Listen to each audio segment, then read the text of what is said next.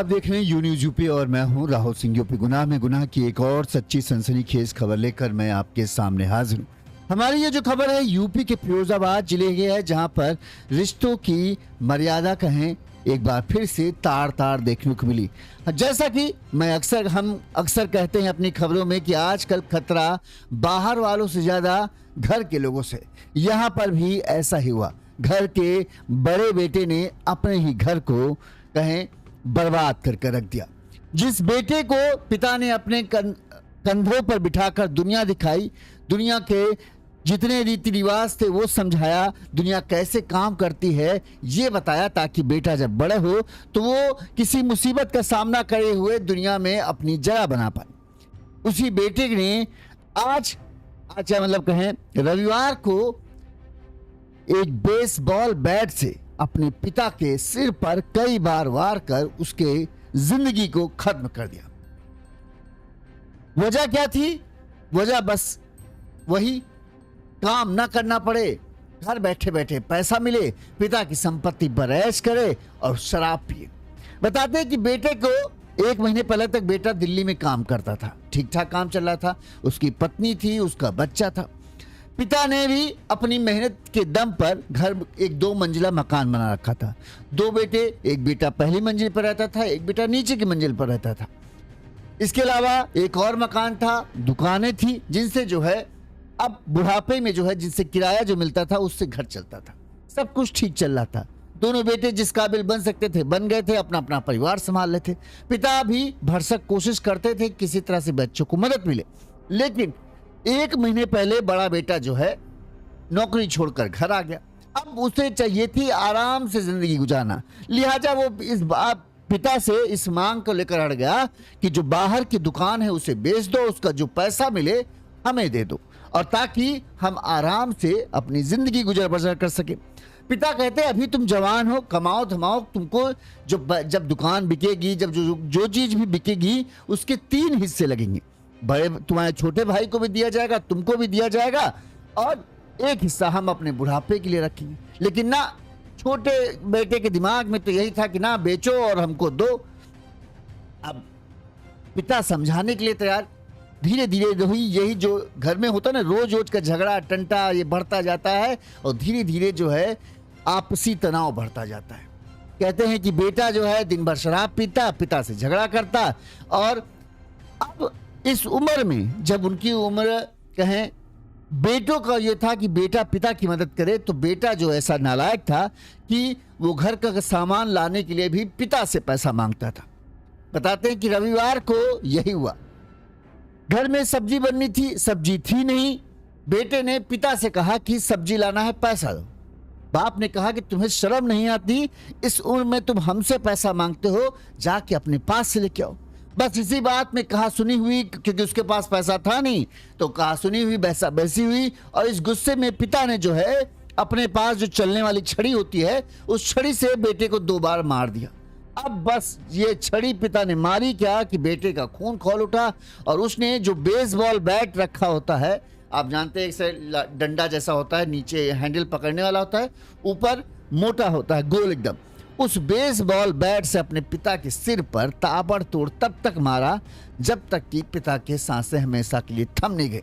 इस दौरान पूरे घर में खून ही खून फैल गया और हत्यारा बेटा कहीं भागा नहीं, वहीं खड़ा रहा। इस दौरान चीख पुकार मची, लोगों ने इस बात की सूचना पुलिस को दी, पुलिस टीम आई तो बेटा वहीं खड़ा। और जब पुलिस पूरे मामले की जांच पड़ताल शुरू की तो पता चला कि झगड़ा मामूली था, लेकिन पिछले कई दिनों से जो तनाव चल रहा था उसी का नतीजा था कि एक बेटा हैवान बन गया और अपने ही बाप को उसने पीट पीट कर मार डाला। सोचो, जो बाप उम्मीद कर रहा था कि उसका बेटे जो है बुढ़ापे का सहारा बनेंगे, उस बाप को बुढ़ापे में क्या मिला कि बेटे ने ही पीट पीट कर मार डाला। ऐसी नालायक औलादे हैं। और ये खबर उन सब के लिए है जो माँ बाप हैं और जिनके बच्चे बड़े हो रहे हैं। तो देखो,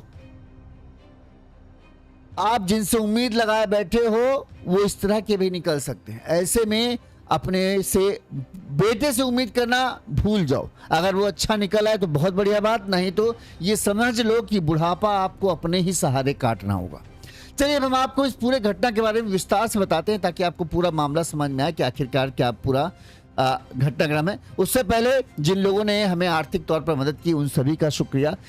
नितिन जी ने हमें 135 रुपये मदद भेजी है। इसके अलावा संतोष जी ने 100 रुपये की मदद भेजी है। इसके अलावा अशोक जी हैं, इन्होंने भी 100 रुपये में आर्थिक तौर पर मदद भेजी। आप सभी का बहुत बहुत धन्यवाद। इसी तरह से आपका सहयोग हमें मिलता रहेगा तो हमारे लिए बहुत अच्छा रहेगा।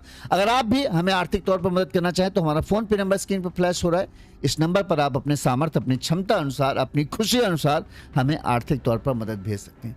चलिए अब हम आपको पूरा घटनाक्रम विस्तार से बताते हैं कि आखिरकार फिरोजाबाद जिले की ये खबर क्यों हम सबको देखना चाहिए, खासकर उन लोगों को जिनके बच्चे बड़े हो रहे हैं और जिनको ये लग रहा है कि उनका बुढ़ापा बड़ा ही आराम से गुजरेगा।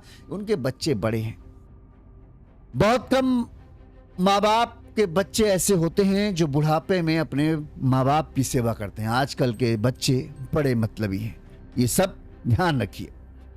ये घटना, जैसा कि हमने आपको बताया, ये घटना यूपी के फिरोजाबाद जिले के सिरसागंज थाना क्षेत्र की। यहाँ पर अहिर टोला करके एक मोहल्ला है। इस अहिर टोला मोहल्ला में जो राकेश शर्मा हैं, जिनकी उम्र करीब 65 से 70 के आसपास है, ये अपने परिवार के साथ रहते हैं। बताते हैं राकेश शर्मा की पत्नी की करीब 3 से 4 साल पहले ही बुढ़ापे की वजह से ही बीमारी हुई। इसकी वजह से उनकी मौत हो गई।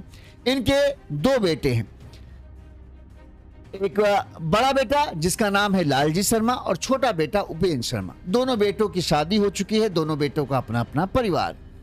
बताते हैं कि राकेश शर्मा जो है मोबाइल रिपेयरिंग और घड़ी रिपेयरिंग की इनकी दुकान थी, लेकिन जब अब उम्र इतनी ज़्यादा हो गई कि ज़्यादा बारीक काम कर नहीं पाते, लिहाजा ज़्यादातर समय घर पर रहते हैं और आराम करते हैं।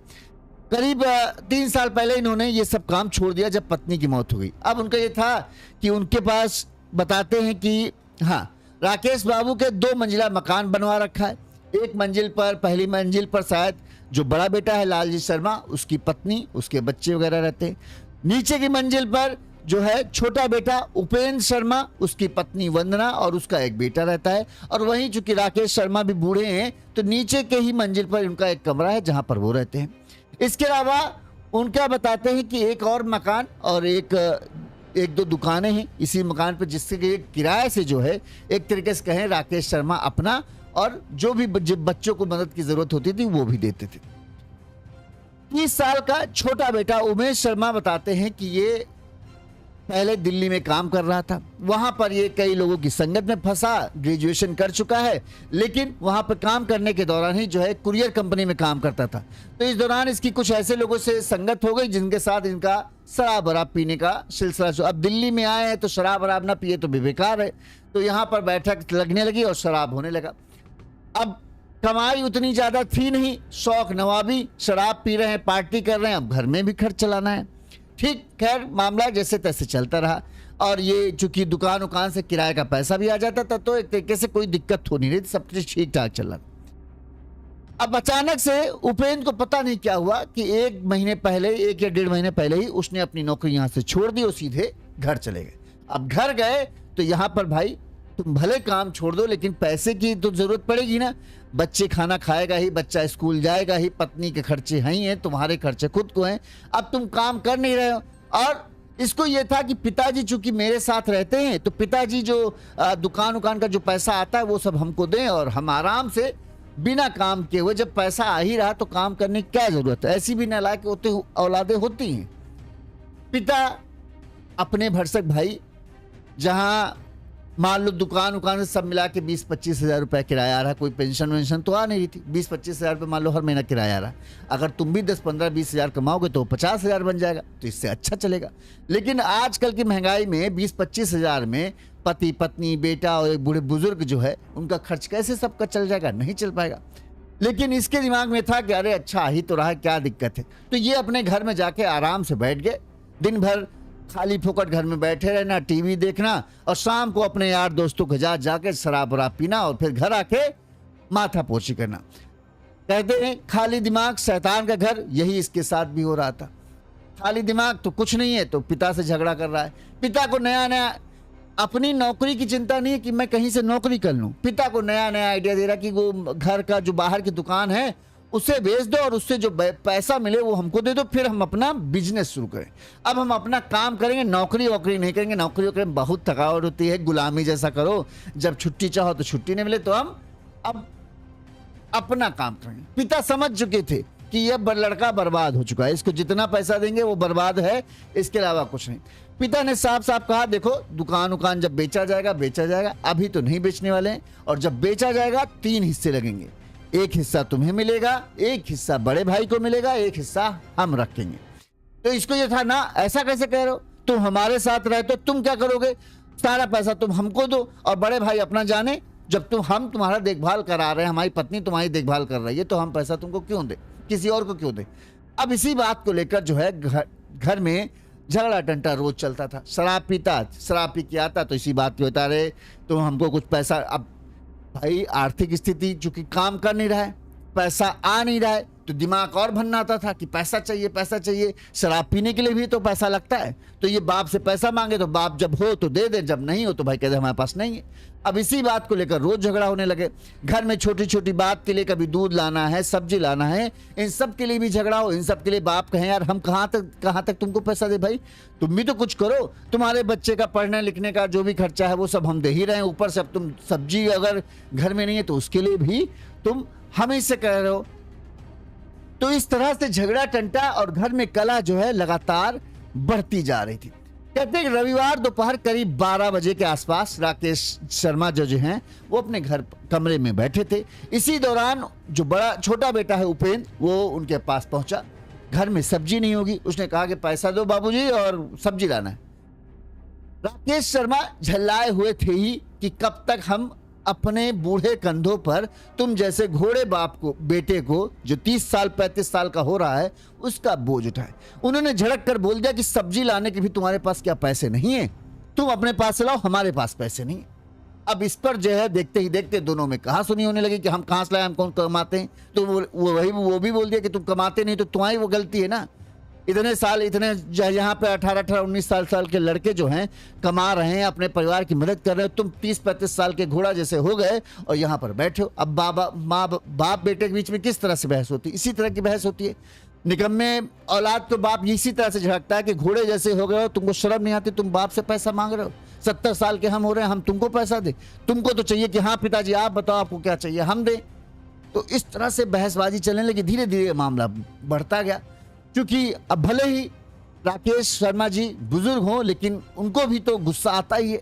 अब अपनी निकम्मी औलाद की इस तरह चीजें देखेंगे तो गुस्सा आएगा, और इसी गुस्से में उन्होंने अपनी छड़ी उठाई और गुस्से में वो ये शायद भूल क्या गए, उनको निकम्मी औलाद हो तो क्या कर सकते, इस गुस्से में आकर उन्होंने उस छड़ी से 2 बार मार दिया अपने बेटे उपेंद्र को। अब जब छड़ी से मारा तो उसके सर पर एक बार वो छड़ी लग गई, इससे वो गुस्सा आ गया। 35 साल का एक आदमी, तो जब इस उम्र में बाप से मार पड़ी तो ये बौखला गया, और उसने घर में रखा बेसबॉल का बैट था, आप फोटो में देख रहे होंगे बेसबॉल बैट, उसका जो आगे का हिस्सा होता है जो बड़ा मोटा और सॉलिड होता है, उसी बेसबॉल बैट से उसने पिता के सीधे आया और एक बार घुमा के सीधे चेहरे पर मारा। राकेश कुमार शर्मा का पूरा शरीर घूम गया। उसके बाद तो उसके हाथ रुके नहीं, ताबड़तोड़ उसने राकेश शर्मा के ऊपर बैट मारता गया, और जब तक मारा जब तक राकेश शर्मा के जो कहें शरीर ने हरकत करना बंद नहीं कर दी। इस दौरान चीख पुकार मची। तो बताते हैं कि जो इसकी उपेंद्र की पत्नी थी वंदना, और उसके ससुर भी घर पर मौजूद थे। दोनों ने जब झगड़ा बढ़ रहा था तब दोनों ने बीच बचाव करने की कोशिश की, लेकिन जब राकेश शर्मा ने, जो बताते हैं, 2 डंडे उपेंद्र को मार दिए तो उसका सर पर चोट लगी, और इसके बाद जो है उपेंद्र तैश में आया। तो जब वो बेसबॉल उठा के मारने चला तो वंदना और उसके ससुर की, जो बताते हैं कि हालत खराब हुई। वो डर के मारे कमरे के अंदर घुस गया और चीखने चिल्लाने लगे, और इधर जो है उपेंद्र ने तब तक बेसबॉल बैट से मार दिया। वहीं जब ये चीख चिल्लाहट थी तो बड़ा बेटा बताते हैं कि वो बाहर गया हुआ था। इस दौरान किसी ने उस बात की सूचना दी कि भैया तुम्हारे घर में चिल्लाहट मचा है, और लालजी शर्मा की शायद पत्नी जो थी वो भी कहीं गई हुई थी, मायके के साथ गई थी। लालजी शर्मा पहुंचे तो उन्होंने देखा कि छोटा भाई जो है बेसबॉल बैट, खून से सना हुआ बैट लिए हुए वहीं खड़ा है और पिताजी एकदम लहूलुहान पड़े। वो तुरंत उन्हें उठाता हुआ नजदीकी अस्पताल ले गया, जहां पर डॉक्टर ने जांच के बाद उन्हें मृत घोषित कर दिया। इस मामले में जो बेटा है लालजी शर्मा और जो बहू है उन्होंने क्या कहा वो सुनिए। उपेंद्र शर्मा। अच्छा, क्या घटना हुई है, क्या मामला था, कैसे लड़ाई? चाबी वगैरह के ऊपर लड़ाई हो रही थी, कल ताले तोड़े थे भाई साहब ने, जी। तो उसी के ऊपर लड़ाई हो रही थी कल से। फिर आज सुबह पापा से थोड़ी इनकी बहस हुई, तो पापा ने इनके 2 डंडे मार दिए सर में। उसके बाद फिर पापा ने इनने पापा के मार दिए थे। अच्छा, क्या चीज से लड़ाई हुई है? फ्राई पैन से और वो डंडे से। अच्छा, क्या लगा है पिताजी? पिताजी की तो वो फ्राईदान लग गया चलने में। कितने बजे की घटना है? 11 साढ़े 11 की टाइम थी। अच्छा, क्या नाम है पिताजी का? पापा का नाम राकेश बाबू शर्मा। क्या स्थिति है अभी? तबीयत पता नहीं मेरे को तो अभी। लाल जी, क्या घटना हुई है यहाँ पर, किन किन में विवाद हो रहा है? उसमें फादर और बेटे में विवाद हो गया था, ऐसी कोई मतलब नहीं। जी। उसमें क्या है, आपस में मारपीट होगी और योगेश है, उनके सिर में चोट लग गई, उनकी डेथ हो गई। अच्छा, किन की डेथ हुई, क्या नाम है? फादर की, राकेश बाबू शर्मा। अच्छा, किन से विवाद हो रहा था? बेटे से विवाद। किस बात को लेकर हुआ? ऐसे घरेलू मसले ही होते हैं, छोटे मोटे 100 इशू। तो ये पूरा मामला था। इस दौरान जब पूरे मोहल्ले में हो हंगामा मच गया कि बेटे ने जो है बाप को मार डाला, तब तुरंत ही पुलिस की टीम को किसी ने सूचना दी। पुलिस की टीम मौके पर पहुंची और कहते हैं कि वंदना जो थी उपेंद्र की पत्नी, उनसे पूछा गया तुमने बचाया क्यों नहीं, तो उनका कहना था अपने पति का ये रूप देखकर हमारी हिम्मत नहीं हुई। उन्हें लगा कि अगर कहीं हम बचाने गए तो ऐसा ना कहीं हमारे ऊपर भी जो है वो हमला कर दे, जिसके चलते जो है हम लोग डर गए। वहीं पुलिस की टीम पहुंची तो पुलिस राकेश जो उपेंद्र शर्मा था, जो बेटा था जिसने हत्या की वारदात को अंजाम दिया था, वो वहीं पर खड़ा था। पुलिस की जांच में यह पता चला कि पिता पुत्र के बीच संपत्ति के विवाद चल रहा था। रविवार को सब्जी के रुपयों को लेकर जो है विवाद हुआ और फिर ये पूरा मामला जो है इतना हिंसक हो गया कि गुस्से में बौखलाए बेटे ने अपने ही बाप की हत्या कर दी। पुलिस की जांच में यह भी पता चला कि राकेश शर्मा की हत्या कारण जो अभी था वो भले ही सब्जी के रुपए और डंडे का प्रतिशोध था, लेकिन इस खूनी के वारदात की कहानी जो है पहले कुछ समय से ही लिखी जा रही थी। पड़ोसियों और पुलिस जांच में सामने आया कि घर में आए दिन कलह का माहौल रहता था। आरोपी उपेंद्र जो है दिल्ली से जब से नौकरी छोड़कर आया था तब से वो बेरोजगार था। घर में खर्चे ज्यादा थे, पत्नी और बेटा भी था। अब उनका खर्च चलाना जब मुश्किल हो रहा था तो और ऊपर से शराब का आदी, तो ये रोज जो है पैसों को लेकर, रुपयों को लेकर पिता से झगड़ता था। मोहल्ले के लोगों ने पुलिस को बताया कि राकेश जो हैं वो अपने बेटे से बहुत ज्यादा परेशान थे। माफ करना, हाँ। इस मामले में पुलिस ने क्या कहा वो भी हम आपको सुना देते हैं, फिर आगे बात करते हैं।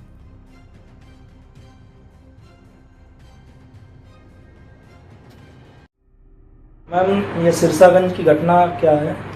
देखिए, आज दिनांक 19/7/2026 को लगभग 12:30 बजे थाना सिरसागंज में यह सूचना प्राप्त हुई कि अही टोला कस्बा में एक व्यक्ति जिनका नाम राकेश बाबू शर्मा है, घरेलू कहासुनी के दौरान उन्हीं के बेटे उपेंद्र शर्मा द्वारा बेसबॉल बल्ले से सर में चोट कारित की गई, जिनको इलाज हेतु CHC ले जाया गया, जहां डॉक्टरों ने उन्हें मृत घोषित कर दिया। इस पूरे प्रकरण में सुसंगत धाराओं में अभियोग पंजीकृत किया गया है और उपेंद्र शर्मा को पुलिस हिरासत में ले लिया गया है और अन्य विधिक कार्रवाई की जा रही है। ठीक है। पुलिस ने जब मोहल्ले के लोगों से, परिजनों से पूछताछ की तो मेन वजह जो आया वो यही सामने आया कि 2 मंजिला मकान के बाहर जो दुकान थी उसको उपेंद्र चाहता था कि बेच दिया जाए। पिता से कहता था कि दुकान को बेच दो और उससे जो पैसा मिले वो हमें दे दो। शनिवार की रात भी इसी बात को लेकर बाप बेटे में विवाद हुआ।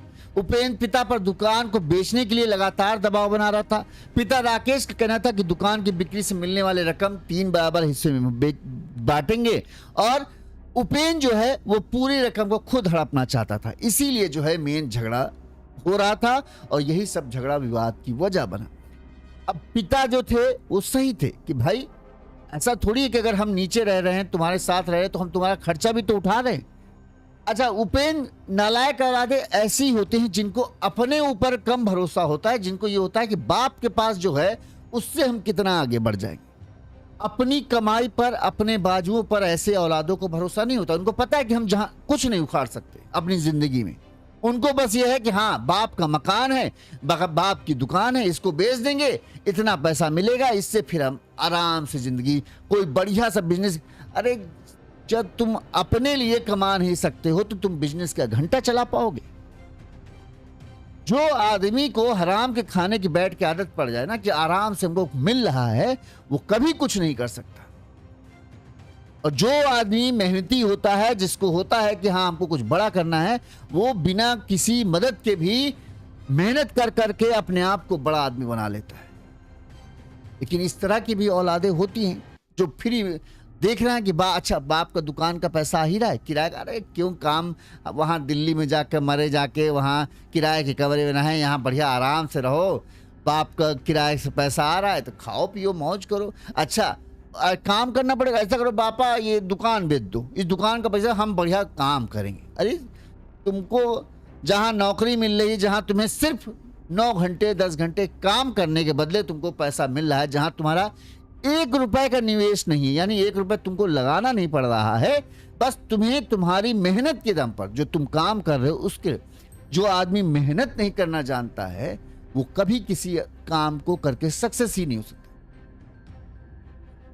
क्योंकि हर काम, चाहे बिजनेस हो चाहे व्यापार हो, बिना मेहनत के नहीं चलता है। मेहनत तुम्हें अपने काम के लिए तो और जी तोड़ मेहनत करनी पड़ेगी।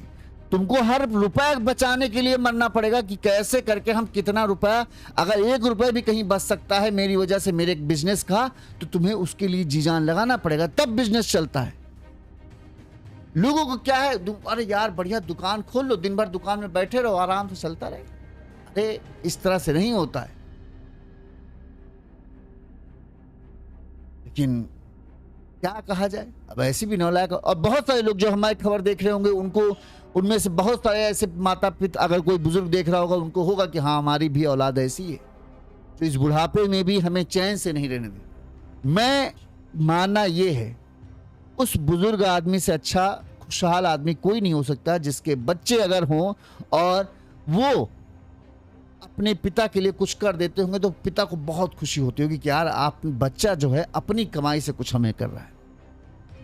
बहुत से पिता होंगे जिनकी पेंशन आती होगी, जिनको आता होगा, उनके पास पैसा है, लेकिन कोई भी बुजुर्ग पिता जब बूढ़ा हो जाता है तब उसे इस बात से खुशी नहीं मिलती कि मेरे पैसे से क्या हो रहा है। उनको इस बात से खुशी मिलती है कि मेरा बेटा अपनी मेहनत की कमाई से मुझे कुछ ला कर देता है।